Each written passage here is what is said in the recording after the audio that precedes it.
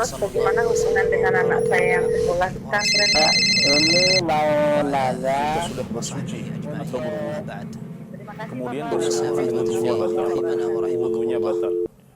Bismillah, Assalamualaikum warahmatullahi wabarakatuh. Alhamdulillah, salatu wassalamu ala rasulillah wa ala alihi wa sahbihi wa mawala wa la hawla wa la quwata illa billah ma ba'd. Hadirin para pemirsa Fatwa TV, insyaAllah dimuliakan oleh Allah Azza wa Jalla. Ahlan wa sahlan wa marhaban bikum, kami ucapkan kepada para pemirsa Fatwa TV dimanapun Anda berada. Semoga selalu dalam lindungan Allah Azza wa Jalla.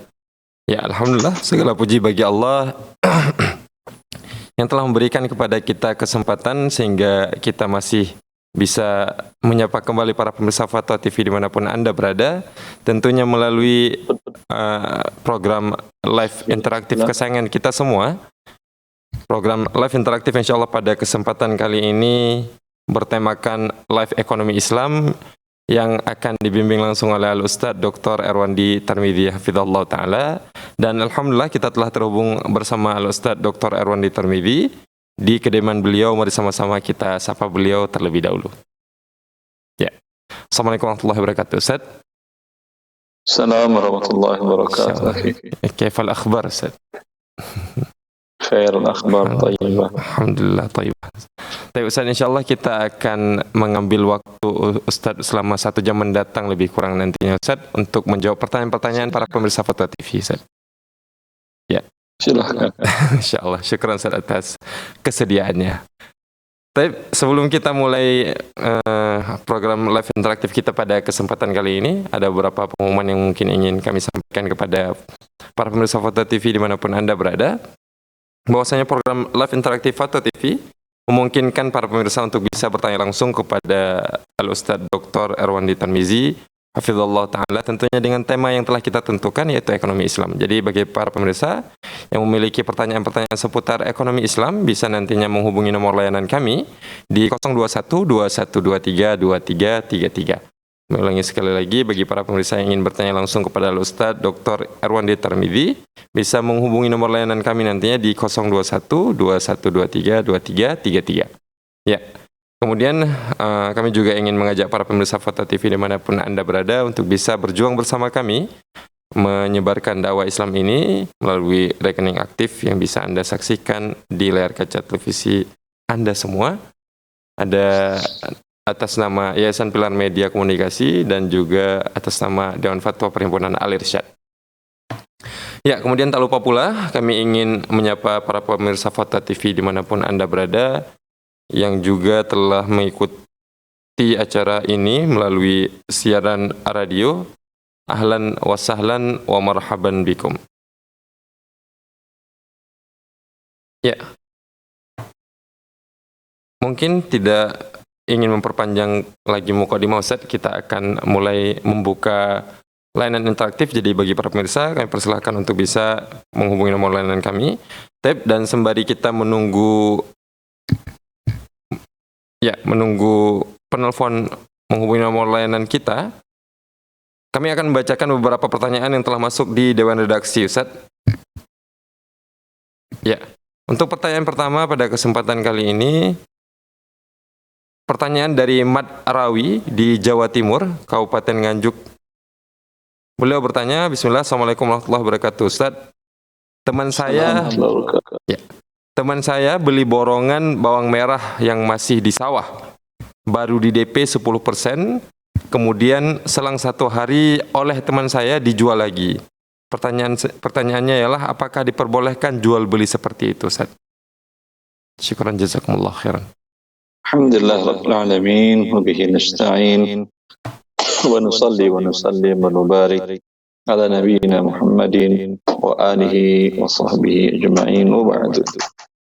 Rasulullah sallallahu alaihi wasallam mensyaratkan bagi orang yang membeli sesuatu kemudian ingin dia jual kembali, bahwa tidak boleh dia jual sebelum objek dia terima. Beliau mengatakan, la tabi' hatta taqbidahu. Jangan kau jual barang yang telah engkau beli sebelum engkau menerimanya. Menerima sesuatu ada yang bisa langsung dengan fisiknya diterima dengan tangan, dipegang, dimasukkan ke kantong, atau disandang, atau dibawa pulang, dan seterusnya. Ada yang tidak bisa dipegang, disandang, dan dibawa ke kantong dan ke saku. Seperti umpamanya tanah, rumah, mobil, dan barang-barang yang besar lainnya. Maka cara serah terimanya dengan uruf, ya, itu dengan qabat hukmi bitakhliyah wa tamkin al-mushtari ala istila'i alaih ala tasarrufi bihi. Itu penjual mengatakan, ya udah, ini saya jual kepadamu, ini silahkan kau kuasai lahan ini, bawang ini di dalam kebun ini, dan semua barang-barang kami sudah kami kosongkan dari sini, ambil. Kalau umpamanya kebunnya ada pagar, ada kuncinya, kunci diserahkan. Ya, biasanya dia butuh umpamanya panen selama 2 pekan. Nanti setelah 2 pekan kembalikan kepada kami kuncinya. Ya, bila itu sudah dia lakukan, kunci dia terima, kemudian objek dia kuasai, itu sudah diterimanya, sudah boleh saat itu dia jual. Tapi bila belum dilakukan, lalu hanya menyerahkan uang, tidak dikuasai objek, maka haram hukumnya menjualnya. Karena barang yang dia beli belum dia terima, maka belum sempurna menjadi milik dia. Maka bila dia jual, ini Ibn Abbas mengatakan, dzaka darahim bid-darahim wa ta'amu murja'. Ibn Abbas mengatakan ini hukumnya adalah riba. Karena yang terjadi sesungguhnya hakikatnya adalah pembeli pertama dari pemilik kebun baru menyetorkan uang. Dia belum menguasai objek. Sehingga belum bisa dikatakan uang berubah menjadi bawang. Masih berbentuk uang. Karena belum serah terima. Kemudian dia jual kembali dan dapat uang lebih. Andai dia serahkan kepada petani 10 juta uang, kemudian dia terima uang dari si pembeli darinya dengan harga umpamanya 13 juta, maka yang terjadi tukar 10 dengan 13, dan ini adalah riba. Ya. Beda kalau umpamanya dia beli dan dia kuasai. Berarti uang 10 juta bukan miliknya lagi, yang miliknya sekarang adalah bawang, karena sudah dia terima. Berarti uang sudah berubah menjadi bawang. Kemudian bawang ingin dia jual 13, boleh. Wallahu a'lam. Ya, syukran Ustaz, jazakumullahu khairan atas jawabannya. Dan kami juga ucapkan jazakumullahu khairan bagi yang telah bertanya. Pertanyaan selanjutnya Ustaz dari Muhammad Samsul Rijal di NTB. Ya, ternyata kita telah terhubung dengan penelpon kita yang pertama pada kesempatan kali ini. Kita akan prioritaskan penelpon terlebih dahulu. Ada Ummu Farhan di Tangerang. Ya, Assalamualaikum Fatwa TV. Waalaikumsalam warahmatullahi wabarakatuh, Ustaz. Ya, kami persilahkan Ummu Farhan. Ya, Assalamualaikum warahmatullahi wabarakatuh. Semoga Ustaz sehat dan senantiasa Allah berikan kebaikan di dunia dan akhirat. Amin ya robbal alamin. Amin.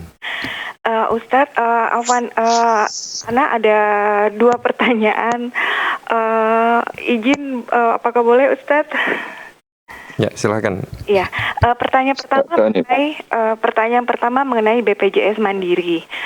Bagaimana hukumnya seseorang menjadi anggota peserta BPJS Mandiri, dan ketentuannya seperti apa? Apa yang harus diperhatikan pada saat menjadi peserta dari BPJS Mandiri tersebut? Lalu yang kedua, Fulan seorang pegawai BUMN.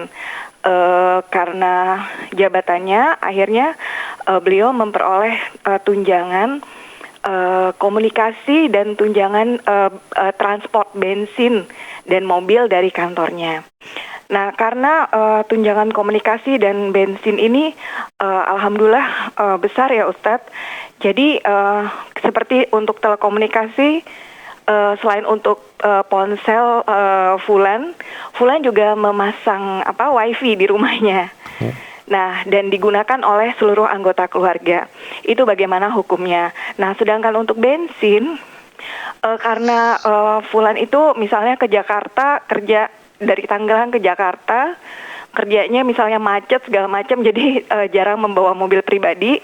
Beliau lebih suka naik kendaraan umum. Nah, dan uang bensin ini dipakai untuk keperluan misalnya pergi bersama keluarga. Itu bagaimana hukumnya Ustadz? Ya. Itu aja. Jazakumullahu khairan Ustadz. Assalamualaikum warahmatullahi wabarakatuh. Waalaikumsalam. Kalau mengenai yang pertama, BPJS Mandiri, kondisi sekarang mengharuskan semua warga negara Indonesia BPJS Mandiri Kesehatan dalam rangka untuk memberikan pelayanan kesehatan kepada seluruh warga negara Indonesia dengan harga yang terjangkau untuk banyak penduduk Indonesia, khususnya penduduk Indonesia yang berstatus tidak mampu. Mereka mendapatkan pelayanan kesehatan gratis, dan ini adalah manfaat yang besar dari BPJS kesehatan tersebut. Ya, walau Anda tidak sakit, tapi Anda bisa membantu kaum muslimin yang mereka membutuhkan pelayanan kesehatan dan tidak mampu dengan manfaat dana yang terkumpul, maka tidak ada masalah, boleh. Adapun yang kedua mengenai tunjangan itu fasilitas, wallahu alam, tinggal ditanyakan kepada bagian HRD-nya, hal seperti ini dibolehkan oleh perusahaan atau tidak. Kalau instansi pemerintahan tentu tidak boleh. Ya. Kalau instansi pemerintahan diberikan fasilitas, itu adalah fasilitas untuk pegawai saja, bukan untuk keluarganya. Ya. Salah seorang profesor kami dulu waktu di Riyadh, beliau mengatakan masih ada jenderal tetangganya, kalau dia mengantarkan anak-anaknya ke sekolah dengan kendaraan pribadi, kendaraan dinas hanya digunakan untuk kebutuhan dinas. Ya, wallahu a'lam. Ya.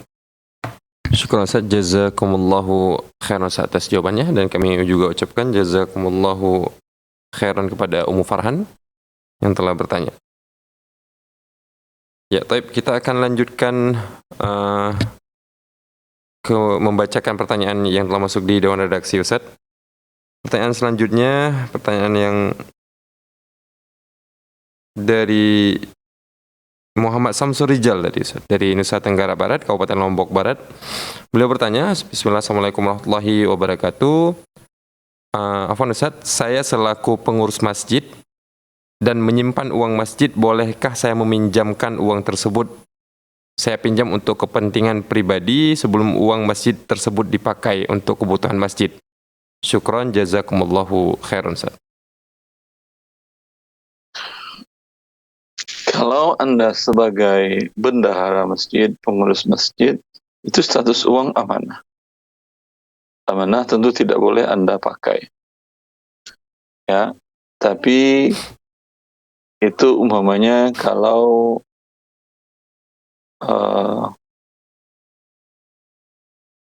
ada yang lebih aman penyimpanannya, Anda berkewajiban menyimpan lebih aman. Kalau ada umpamanya di daerah Anda bank syariah, tentu simpan di rekening bank syariah. Kalau tidak ada bank syariah atau jauh, biasanya kan ada kantor pos dan giro. Kantor pos dan giro mereka juga menerima penyimpanan uang. Giro itu artinya ya rekening giro. Bisa Anda menyimpan dana di sana dan menarik dana di sana. Ya, seperti itu. Bila tidak ada, sebagian daerah tentu tidak ada, jauh. Ya. Apalagi terkadang di pulau yang terpisah. Maka ketika itu sebaiknya katakan kepada masyarakat, kami pihak DKM meminjamkan uang kepada bendahara. Fungsinya apa?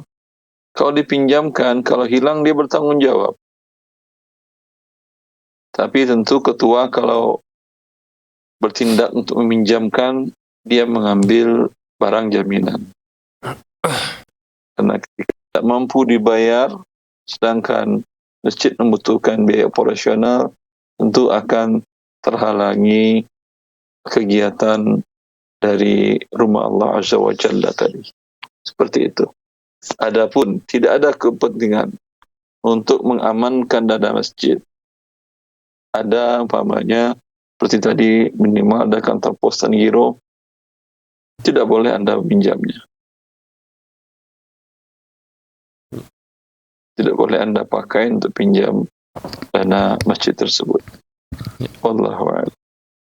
Syukur Ustaz, jazakumullahu khair Ustaz atas jawabannya.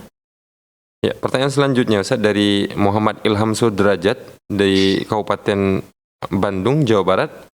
Beliau bertanya, Bismillah, Assalamualaikum warahmatullahi wabarakatuh. Ustaz, bagaimana hukum bekerja di sebuah lembaga seperti bank, namun menjadi bagian programmernya, atau di perusahaan yang produknya memiliki banyak mudarat seperti pabrik rokok? Syukran jazakallahu khairan Ustaz.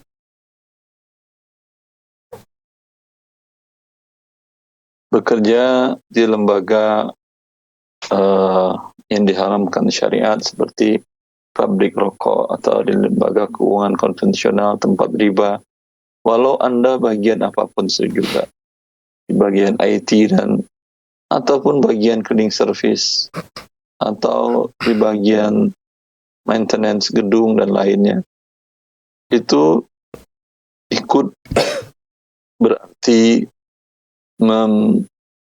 membesarkan usaha ribawi tadi atau usaha yang diharamkan tadi. Ya, maka hukumnya tetap haram. Wabillahi taufiq, termasuk dalam firman Allah, wala ta'awanu 'alal ismi wal 'udwan. Janganlah kalian tolong-menolong atas perbuatan dosa dan melampaui batas. Ya, Ustaz. Syukran Ustaz, jazakumullahu khairan Ustaz atas jawabannya. Ya. Dan kami juga ucapkan jazakumullahu khairan bagi yang telah bertanya. Saya pertanyaan selanjutnya Ustaz dari Mu'adah di Nusa Tenggara Barat, Kabupaten Lombok Tengah. Beliau bertanya, Bismillah, Assalamualaikum warahmatullahi wabarakatuh. Ustaz, saya seorang guru non-PNS tapi sudah sertifikasi. Namun tahun ini saya mengajukan cuti dengan alasan kesehatan. Kemudian pihak sekolah menetapkan badal atau pengganti bagi saya dalam mengajar. Kebetulan saya guru kelas dengan memberikan tunjangan sebesar 350.000 per bulan kepada guru badal tersebut. Perlu untuk diketahui, saya mendapatkan honor sertifikasi dari pemerintah per bulan 1.500.000. Dipotong pajak, jadi saya tetap mendapatkan sisanya. Pertanyaannya, bagaimana hukum uang yang saya terima, Ustaz? Syukran jazakumullahu khairan. Kalau itu bagian dari aturan dari ketenagakerjaan, bahwa setiap pegawai diberikan hak cuti, hak libur selama sekian waktu, dan tentunya masih dalam gaji didapatkan, hukum asalnya boleh, tidak ada masalah. Anda mengambil hak Anda.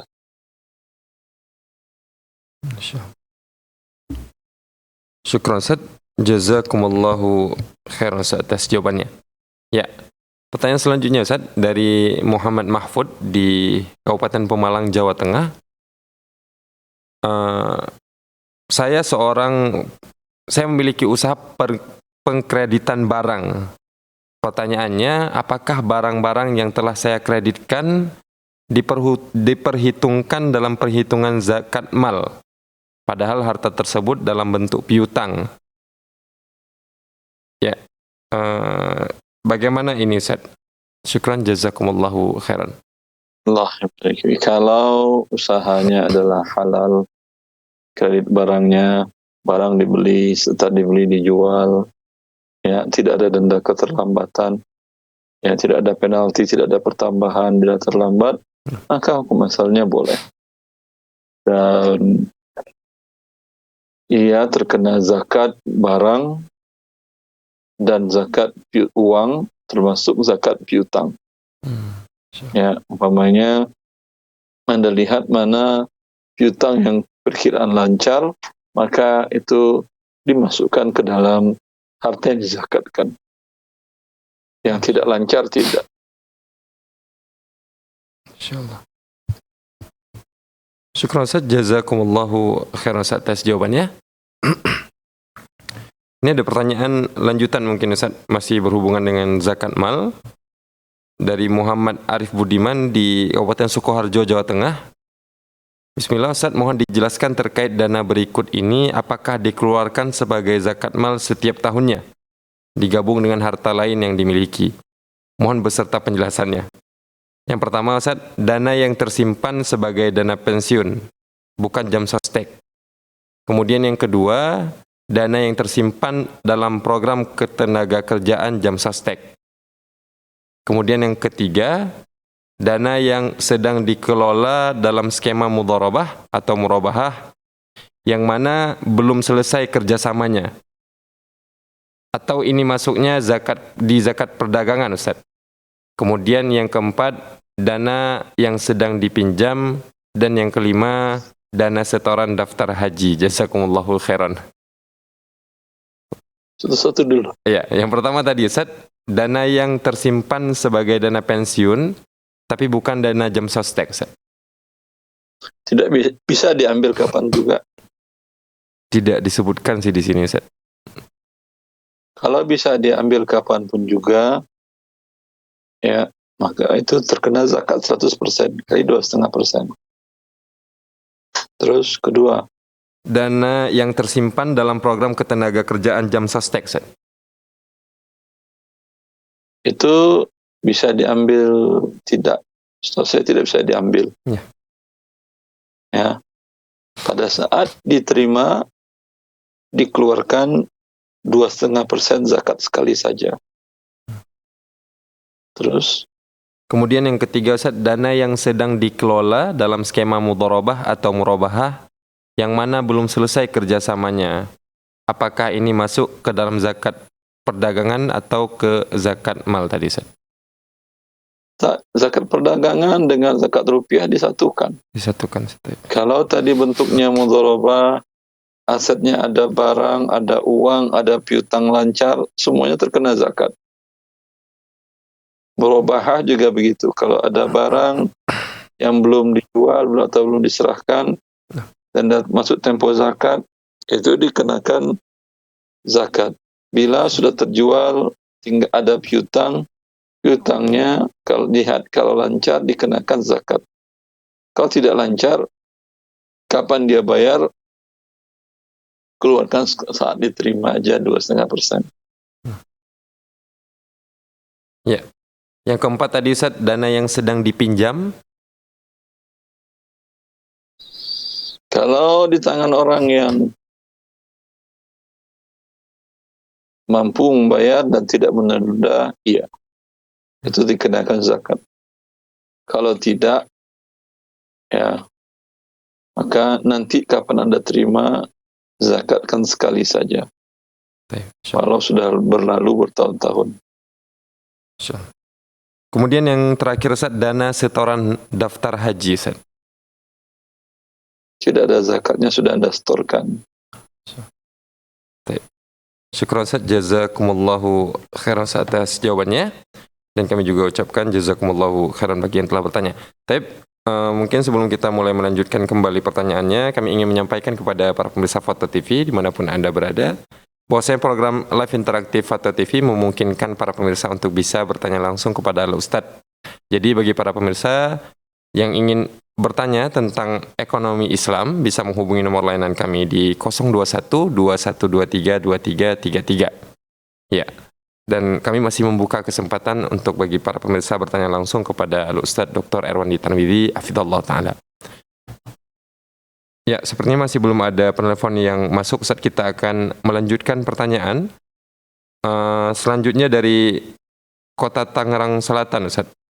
Kabupaten Banten.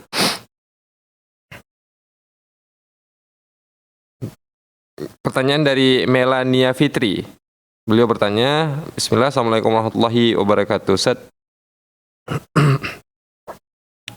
orang tua saya memiliki usaha grosiran, tetapi di sana masih diperjualbelikan rokok.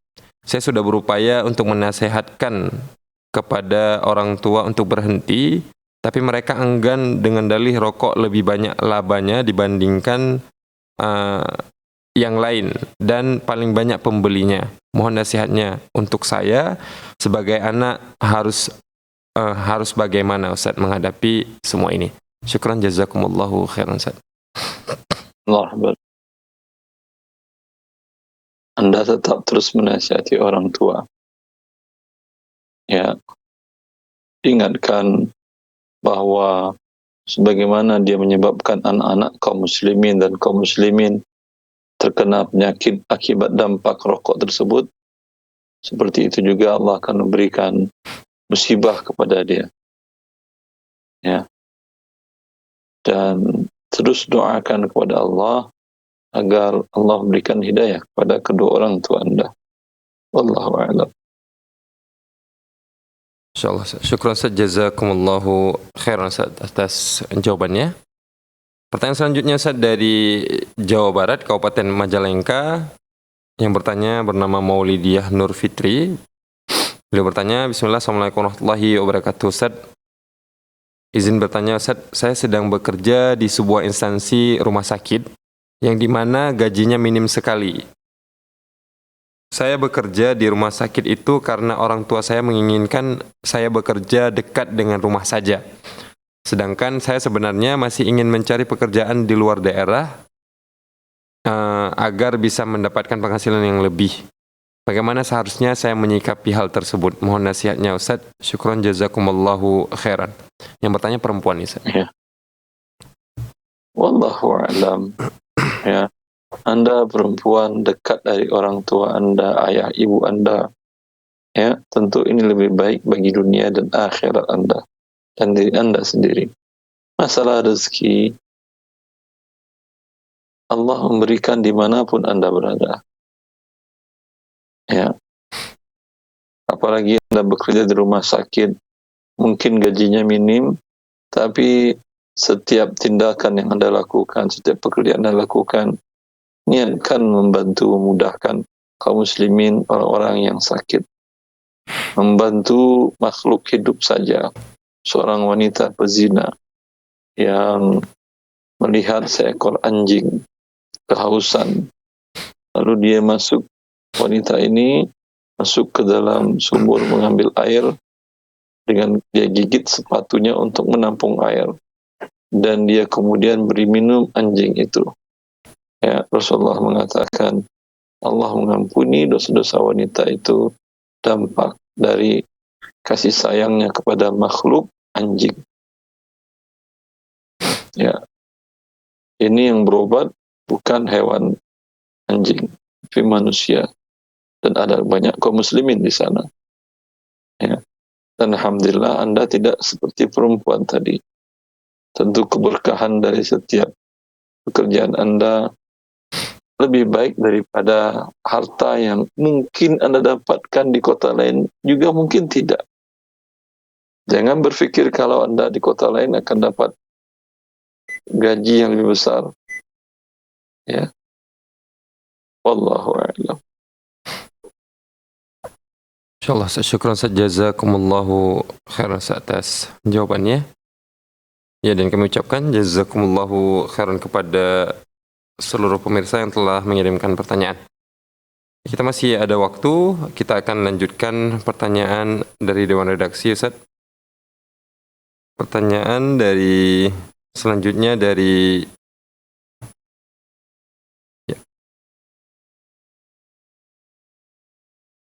dari Matori di DKI Jakarta, Jakarta Timur. Ya. Bismillah, Assalamualaikum warahmatullahi wabarakatuh. Kami berhimpun membentuk koperasi, kemudian ada salah satu simpanan dengan akad mudharabah dengan jangka waktu 1 tahun tutup buku. Dana simpanan tersebut bisa diambil setelah masa 1 tahun atau tutup buku per 31 Desember. Jika diambil di tengah periode, misal Juni atau Juli atau bulan lain, sebelum tutup buku, bolehkah koperasi memberikan sanksi berupa biaya administrasi atas penarikan dana tersebut, Ustaz? Syukran, jazakumullah. Sanksi administrasi atas penarikan dana? Iya, Ustaz. Pertanyaannya bolehkah? Jawabannya tidak boleh lah. Kalau dana administrasi dari awal disepakati, bukan berupa sanksi. Ya. Sanksi berarti mengambil bagian harta manusia yang mereka tidak meridhoinya. Wallahu a'lam. Kalau disepakati di awal tadi boleh, Ustaz? Ada akad, ada imbalannya. Ayo. Administrasi ini imbalan apa? Insyaallah. Ada imbalannya ya boleh. Kalau tidak, tetap mengambil harta manusia tanpa imbalan, itu makan harta manusia dengan cara yang batil. Allah Azza wa Jalla mengatakan, ayyuhalladzina amanu amwalakum bainakum bil batil illa an takuna tijaratan an taradin minkum. Wahai orang-orang beriman, janganlah sebagian kalian makan harta sebagian lain dengan cara yang batil. Ya, kecuali dengan perniagaan. Perniagaan itu ada imbal balik. Anda berikan uang, si yang punya barang menyerahkan barang. Anda menyerahkan jasa, yang menerima jasa Anda menyerahkan uang. Ada imbal balik. Ya, itu yang perniagaan. Kemudian imbal balik tadi tidak mesti setiap imbal balik halal. Syaratnya ridho, saling ridho. Kalau tadi ada saling ridho tapi ada imbalan apa tidak? Tidak ada imbalan berarti bukan perniagaan. Kalau ditetapkan sepihak, itu namanya merampas atau memaksa. Tapi kalau disifatkan meminta-minta, infak, ini bagian dari meminta-minta yang merusak marwah seorang muslim di hadapan manusia dan sisi Allah Azza wa Jalla. Insyaallah. Syukran, Ustaz, jazakumullahu khairan atas jawabannya. Ya, ini ada pertanyaan menarik dari Leni Tri Isnawati, Ustaz, di Jawa Tengah, Kabupaten Cilacap. Beliau bertanya, sikap apakah yang harus dilakukan oleh seorang istri jika seorang suami tidak mau memberi nafkah untuk kebutuhan hidup sehari-hari dengan alasan karena istrinya punya harta dari orang tuanya, sementara suaminya secara ekonomi mampu karena mempunyai penghasilan setiap bulannya, Ustaz? Ya. Wallahu a'lam. Tinggal diadukan ke pengadilan agama. Ya, kan ada di persyaratan nikah. Bila suami pergi atau tidak memberikan nafkah ya selama sekian, ya, dan dia mengajukan ke pengadilan, pengadilan menjatuhkan talak. Bisa dijatuhkan talak oleh pengadilan. Kalau tidak dijatuhkan talak, karena belum waktunya, tinggal diadukan biar dia dipanggil. Hanya itu yang bisa. Atau Anda sampaikan kepada orang tuanya, bapaknya yang dia segan kepadanya. Wallahu a'lam. Insyaallah, syukran jazakumullahu khairan atas jawabannya. Ya, kami masih membuka layanan interaktif. Jadi bagi para pemirsa yang ingin bertanya bisa menghubungi nomor layanan kami di 021 2123 2333. Ya, sepertinya masih belum ada penelpon yang masuk. Kita akan bacakan kembali pertanyaan yang telah masuk di Dewan Redaksi. Ada pertanyaan dari Lili Umu Muhammad di Yogyakarta.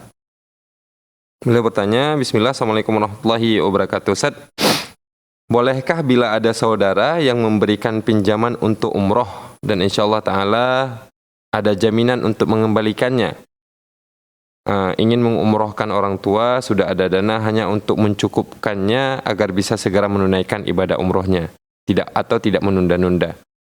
Insyaallah ta'ala. Mohon nasihatnya Ustaz, apakah boleh hal seperti ini Ustaz? Syukran jazakumullahu khairan. Minjamkan dana untuk umroh untuk siapa? Untuk orang tuanya Ustaz. Dia ingin mengumrohkan. Untuk orang tua jangan dipinjamkan. Kalau memang Anda kelebihan Anda, berangkatkan orang tua umroh. Enggak, maksudnya yang ana maksud di pertanyaan ini sepertinya Ustaz, yang dimaksud dari pertanyaan ini si anak meminjam uang ke orang lain untuk mengumrohkan orang tuanya, seperti itu Ustaz. Ini perbuatan yang tidak baik. Berarti Anda tidak mampu. Jangankan untuk orang tua, untuk pribadi Anda saja tidak boleh. Apalagi untuk orang tua. Billahi taufik. Kalau memang seperti itu pertanyaannya, uang Anda untuk mengumrahkan orang tua, tapi kurang. Anda ingin pinjam, ada barang. Kalau Anda ingin jual barang Anda yang ada itu, sehingga cukup, biaya umrohnya, berangkat umroh dengan orang tua. Bila tidak cukup dan tidak ada harta yang bisa dijual, tak boleh Anda pinjam kepada manusia. Karena kewajiban haji dan umrah Allah wajibkan hanya bagi orang yang mampu.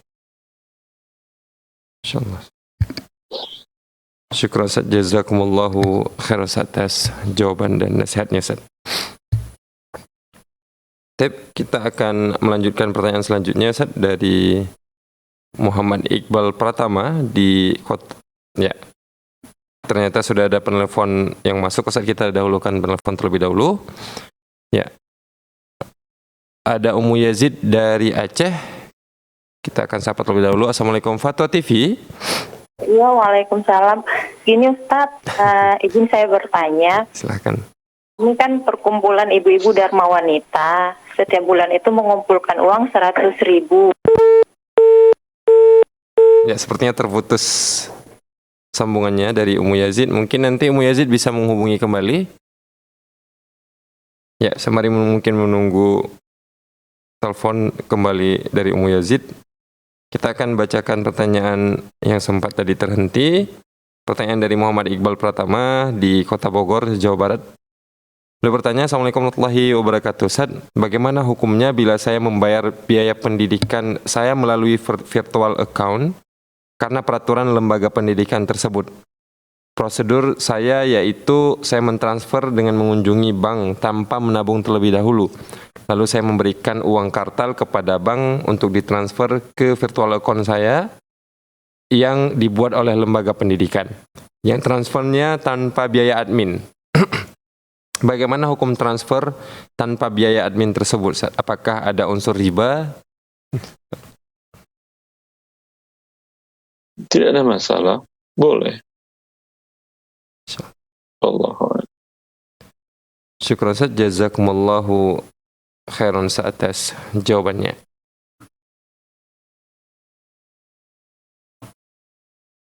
Ya. Pertanyaan selanjutnya Ustaz dari Manda Engki Widya Putra di Jawa Tengah, Kabupaten Blora. Beliau bertanya, Bismillah, Assalamualaikum warahmatullahi wabarakatuh. Ustadz, izin bertanya, dulu saya pernah ikut daftar BPJS Mandiri. Setelah daftar, saya tidak pernah memakai BPJS tersebut untuk berobat sampai sekarang. Dan sampai sekarang dari pihak BPJS selalu mengirimi pemberitahuan tagihan BPJS tersebut kepada saya. Bagaimana, apa yang harus saya lakukan Ustadz? Apakah saya tetap membayar tagihan tersebut padahal saya pengen keluar dari BPJS tersebut Ustadz? Syukran jazakumullahu khairan. Allah. Ya, bila Anda sudah berakal mendaftar, ya, itu diwajibkan bagi seluruh warga negara Indonesia. Yang belum pun harus mendaftar. Ya. Maka tagihan tadi wajib Anda bayar. Wallahu a'lam. Ya, syukran Ustaz, jazakumullahu khairan atas jawabannya.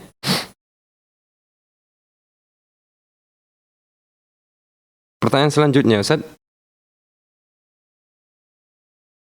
Ada pertanyaan dari Khairun Nisa Widyaningrum. di Lampung, Kabupaten Lampung Selatan. Beliau bertanya, Bismillah, Assalamualaikum Ustaz. Di komplek rumah ana ada arisan semen yang sistemnya adalah setiap anggota yang mendapat undian setiap bulannya akan mendapatkan semen dengan jumlah yang sama, yaitu 2 sak.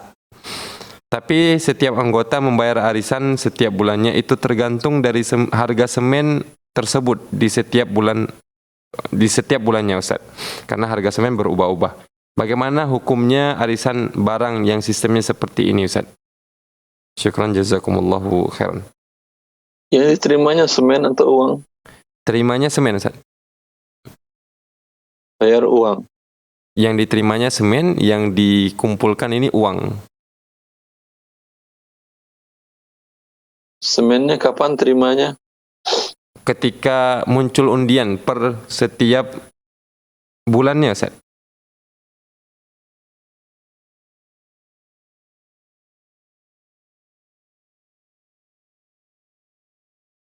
Coba ulangi. Ya. Berarti mereka bayar uang sebulan ini yang dapat semen, berapa sak dapat semen? 2 Yang sak. dapat 2 sak. Per bulannya 2 dapat sak. 2 sak semen. Semuanya atau orang tertentu? Hanya orang yang keluar namanya di undian, Ustaz. Nah. Terus Tapi setiap anggota membayar arisan setiap bulannya itu tergantung dari harga semen tersebut di setiap bulannya, Ustaz. Karena harga semen terus berubah-ubah.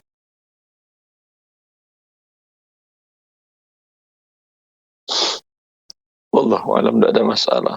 Masalah. Tapi Ustaz, syukur. Berarti dia pinjam semen, bayar dengan uang, bayar dengan semen, atau dengan uang senilai semen. Syukran Ustaz, jazakumullahu khairan Ustaz atas jawabannya. Ya. Pertanyaan selanjutnya Ustaz dari Kiryusento di Kabupaten Bekasi, Jawa Barat. Bismillah, Assalamualaikum warahmatullahi wabarakatuh. Ustaz, saya izin bertanya, saya bekerja di salah satu perusahaan yang menawarkan solusi digitalisasi IT pada pemerintah seperti kementerian atau Pemda dan seterusnya. Dalam waktu dekat ada proyek yang berkaitan dengan dunia perpajakan. Saya mau bertanya apakah berdosa jika saya ikut terlibat dalam proyek tersebut, serta bagaimana status gaji yang saya terima. Mohon pencerahannya, Ustaz. Syukran jazakumullahu khairan. Ulangi, perpajakannya apa? Proyek yang ada? Sepertinya karena beliaunya dari digitalisasi IT, Ustaz. Terus? Jadi beliau biasanya dapat proyek ini dari dari kantor-kantor kepemerintahan, dan kebetulan dalam waktu dekat ini ada hiring proyek dari kantor perpajakan, Ustaz. Kantor pajak. Ya. Ya. Dan dari kantor pajak berarti ikut membantu lembaga itu menjadi eksis. Maka Anda bekerja menyelesaikan problem yang ada atau pekerjaan yang ada di sana, hukumnya tidak boleh. Dan kalau Anda terima gaji, gajinya pun tidak dihalalkan. InsyaAllah, syukur saja. Jazakumullahu khairan atas jawabannya. Semoga jawaban tersebut bisa dimengerti oleh penanya. Ya. Pertanyaan selanjutnya Ustaz dari Khairul Ridho di Lampung, Kabupaten Lampung Timur. Bismillah, Assalamualaikum warahmatullahi wabarakatuh. Ustaz, saya berhutang 7,5 juta pada kakak. Pembayaran saya cicil semampunya. Dan kakak saya tidak pernah mendesak untuk segera melunasi hutangnya. Namun saya ingin segera melunasinya.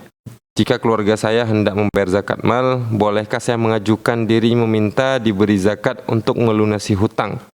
Apakah hina seorang muslim minta diberi zakat? Atau sebaiknya lebih mulia jika bersabar dan berdoa kepada Allah? Karena umumnya seseorang diberikan zakat tanpa meminta atau mengajukan diri terlebih dahulu, Ustaz. Syukran jazakumullahu khairan. Wallahu alam. Anda kalau tidak punya harta yang lain, boleh meminta memang. Tapi kalau Anda berhutang tapi aset lain mas, rumah masih milik pribadi, kendaraan ada, ya ini nggak boleh minta. Jual dulu aset kendaraan Anda tadi, tutup hutang. Kalau masih kurang, jual rumah, tutup hutang. Ya, setelah itu kalau mau beli rumah, beli tanah lagi. Kalau tidak cukup beli rumah. Wallahu a'lam. Insyaallah, syukran Ustaz, jazakumullahu khairan Ustaz. Ya, pertanyaan selanjutnya Ustaz dari Kenda Febrika Putra di DKI Jakarta, Jakarta Pusat. Saya sudah 15 tahun bekerja di Bank Syariah yang saat ini sudah bergabung menjadi bank syariah terbesar di Indonesia. Namun sepanjang perjalanan saya banyak menemukan praktik di lapangan tidak sesuai dengan kaidah-kaidah syariah yang telah saya pelajari. Alhamdulillah setelah 15 tahun ini Allah berikan saya hidayah dan saya berkeinginan kuat untuk resign. Walaupun saya belum tahu mau melakukan apa setelah resign ini karena saya takut dengan dosanya. Minta nasihatnya Ustaz.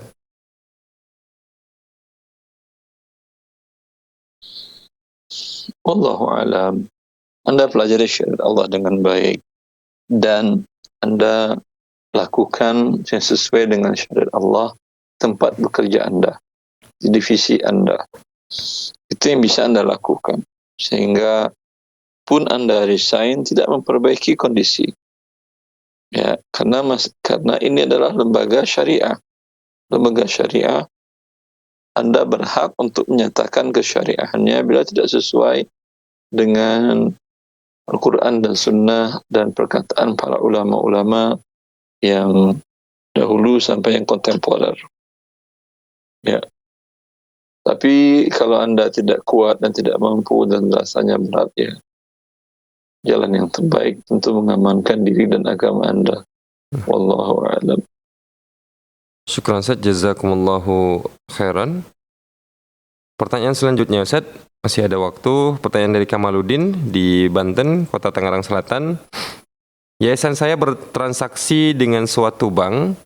Di hari Lebaran, bank memberikan parsel makanan dan lain-lain. Apakah kami boleh menerima dan mengkonsumsi parsel tersebut untuk karyawan yayasan?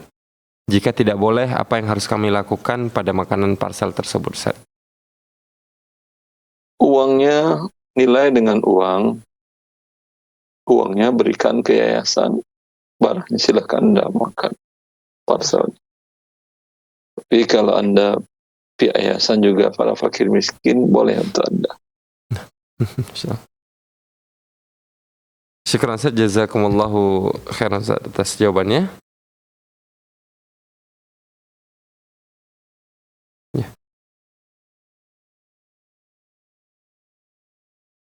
Pertanyaan selanjutnya Ustaz dari Jufri Husain di Gorontalo, Kabupaten Pahuato. Bismillah, Assalamualaikum warahmatullahi wabarakatuh. Ustaz, bagaimana dalam sebuah instansi, misal si fulan ditugaskan sebagai satpam dan digaji per bulan, kemudian bagian ruangan tata usaha ada proyek dan diajak satpam tersebut dan diberikan uang juga, diberikan gaji dari proyek tersebut. Apakah hal ini diperbolehkan, Ustaz? Proyek apa? Satpam ikut proyek apa maksudnya? Sebenarnya di sini tidak ditulis, Ustaz. Mungkin ya apa seperti bangun, memperbaiki pintu yang rusak, mungkin seperti itu, Ustaz, atau mungkin membangun WC yang mungkin satpamnya punya keahlian misalnya, Ustaz. Kalau bisa berasumsi nih, Ustaz. Tapi di sini tidak disebutkan. Kalau satpamnya mengerjakan itu di luar jam kerjanya, silakan. Insyaallah. Dalam jam kerjanya dia digaji untuk jam kerja sebagai satpam dan keamanan. Sekarang sibuk dengan melakukan renovasi. Bila ternyata terjadi hal yang merusak keamanan, tentu akan menyebabkan bahaya kepada instansi atau lembaga pendidikan tersebut. Wabillahi taufik. Maka hukumnya haram ini. Insyaallah. Syukran Ustaz, jazakumullahu khairan Ustaz atas jawabannya. Ya, seperti masih ada waktu, kita akan lanjutkan satu pertanyaan lagi mungkin. Dari Ja'far Sodik di Lampung, Kabupaten Lampung Selatan. Bismillah, Assalamualaikum warahmatullahi wabarakatuh. Ana seorang driver ojol ingin bertanya, apakah boleh kami mengantarkan makanan di siang hari kepada pelanggan di bulan Ramadan? Yang alasannya kami tidak tahu kenapa pelanggan tersebut memesan makanan di siang hari atau tidak berpuasa. Jazakumullahu khairan. Hukum asalnya boleh, tidak ada masalah. Karena Anda tidak tahu kemungkinan dia sakit, kemungkinan istrinya yang tidak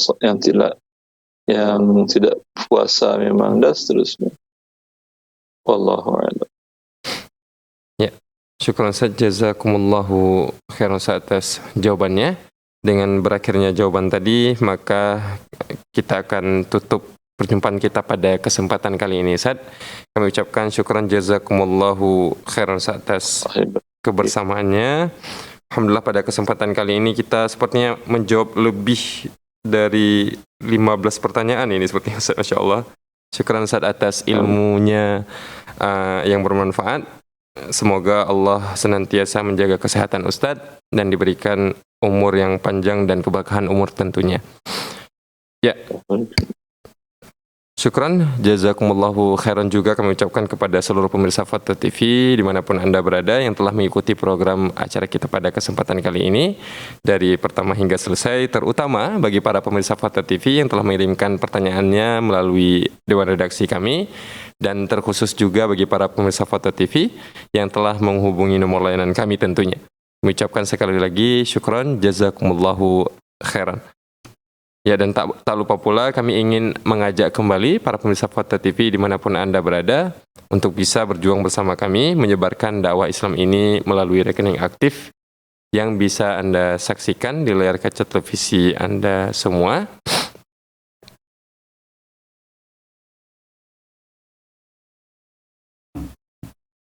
Ya. Mengucapkan syukran, jazakumullahu khairan jaza atas kebersamaannya. Saya mewakili seluruh kerabat kerja yang bertugas mengucapkan pamit undur diri. Wassallallahu ala nabiyina Muhammad. Wassalamualaikum warahmatullahi wabarakatuh. Ya Allah. Terus bagaimana hubungan dengan anak saya yang sekolah pesantren? Ini mau nanya. Sudah bersuci atau belum? Terima kasih.